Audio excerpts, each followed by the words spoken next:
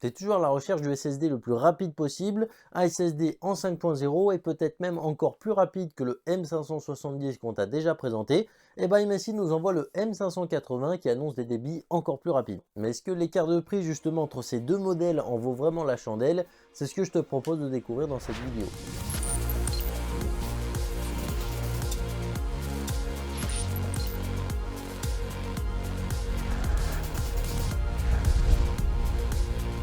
Bon, avec quel genre de spec qui va débarquer notre M580? Le voici ici sans son dissipateur. Évidemment, MSI nous a encore envoyé la version avec le gros dissipateur bien énorme, histoire de bien refroidir ce SSD.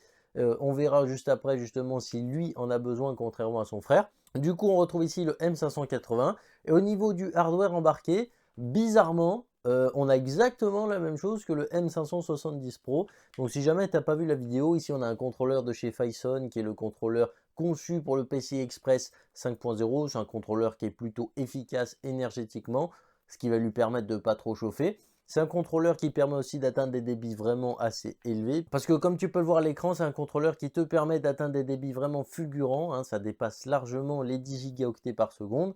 Donc c'est pas le contrôleur qui va limiter.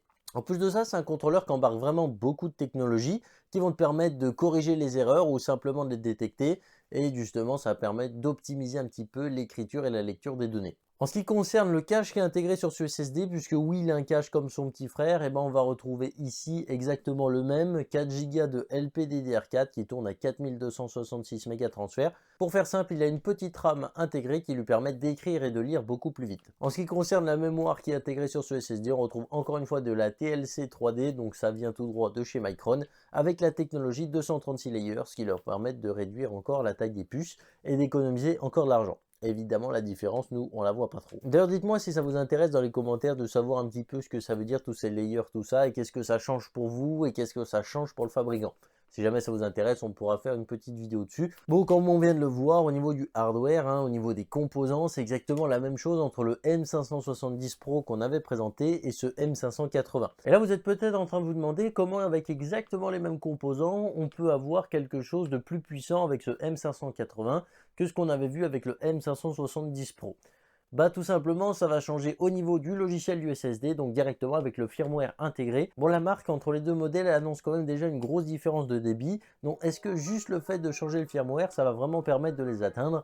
Bah c'est l'heure de passer au test pour vérifier tout ça. Donc on va le faire passer au banc de test en le mettant directement sur la Z790 E-Gaming de chez Asus et on va bien voir ce qu'il nous raconte.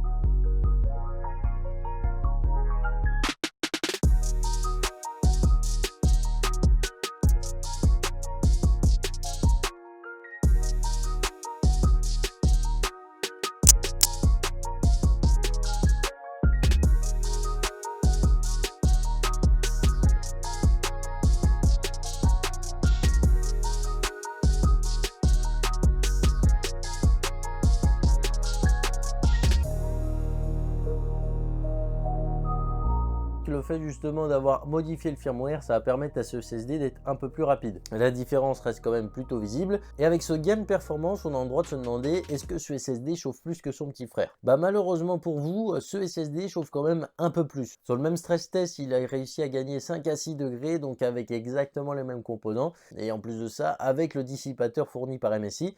Donc quand vous voyez la taille du monstre quand même, ça veut dire que ce SSD chauffe quand même globalement pas mal. Ce qui peut justifier l'arrivée d'un dissipateur aussi gros.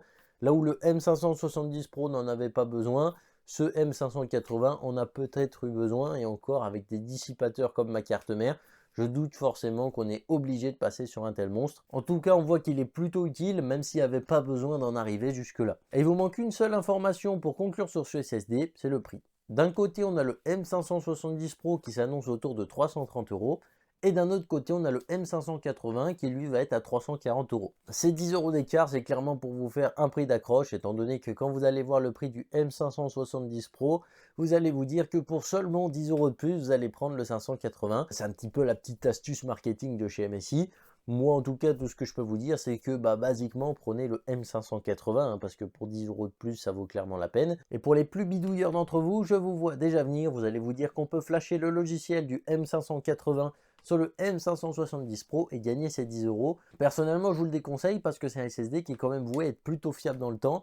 On a quand même une endurance maximum annoncée à 1400 Teraoctets d'écriture pour cette version de Tera et une garantie de 5 ans, ce qui n'est pas rien. Donc pour moi, ce serait quand même dommage de prendre autant de risques pour gagner seulement 10 €. Bon, si jamais ton truc, c'est pas de dépenser autant d'argent dans des SSD, je te mets des articles dans la description de tests de SSD qu'on a déjà fait. Et juste ici, des reviews de SSD en 4.0, histoire de faire ton choix dans des trucs un peu plus abordables. Si jamais cette vidéo t'a plu, n'hésite pas à mettre le petit pouce RGB, à t'abonner si ce n'est pas encore fait. C'était AzerTest d'Overclocking.com.